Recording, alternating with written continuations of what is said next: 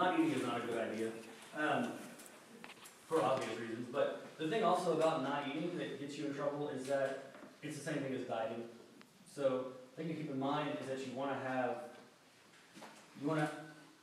have something to keep your body going. I don't mean energy-wise. I mean furnace-wise. Not so much to have the energy to keep going. What you'll find is that if you have the ability to keep eating, one of the best things you'll be able to do is change your meals from 3 to 6. Okay? And by 6 meals a day, you shouldn't be eating your 6 meals a day with the same volume of food you have with 3. That's kind of the first mistake people try to make. But for the 6 meals a day, what you'll find is when you're doing it correctly, you'll find that you're hungry all the time. Because the thing to remember is that 3 meals a day is social custom. It's not physiology. It's just U.S. social custom. We have breakfast, we have lunch, we have dinner.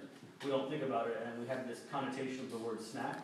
When we say snack, we think, sweets or something like that. Don't really think of it in terms of meals and snacks. Just think of it as eating, as part of your diet. Our diets now mimic more of a. Our diets now mimic sort of what's the word? Not Neanderthal, but prehistoric sort of diet pattern, to where this binging and gorging and then starving. That's how most of us eat now.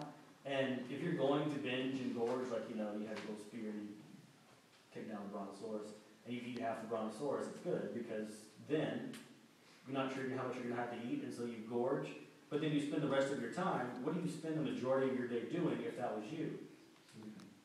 No, the majority of the day for that individual is spent trying to find more food. I'm running, I'm walking, I'm running, I'm hunting, I'm doing all these things trying to find my next meal, as opposed to us who gorge, and then go sit down, and then unbutton our pants, and then a couple hours later, eat again, and gorge the same way over and over and over again, when it should be a series of small meals as opposed to these big, huge, large meals and then starve, and then large meals and starve. And that's basically what you're doing when you eat around 5 or 6 and then don't eat again until noon the next day. Because you don't have time for breakfast, you don't have time for this or for that. So just remember, 3 meals is social custom, and it's the reason you know it's social custom is because of, if you start comparing, even people in this room who obviously have a lot in common, your customs will be different. And they can be different based on,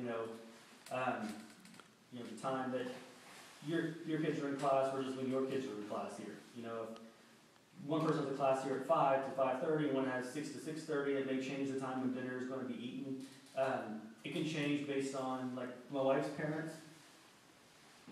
Dinner is more like an event every night, as opposed to standing up in the kitchen eating. That's more my parents. Her parents, so it starts around 6:30ish with drinks.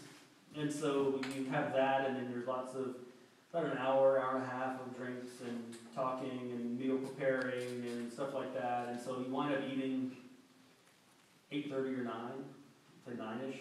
And then dinner lasts from like 9 to 10, and then you have after dinner drinks, and then, it's Louisiana, save after dinner drinks, and then you go to bed at 11ish, something like that. So, that's social custom, and that's your 3rd meal of the day, as opposed to lunch might be big for some of you, or breakfast might be big for some of you, or whatever. So, just aim for times.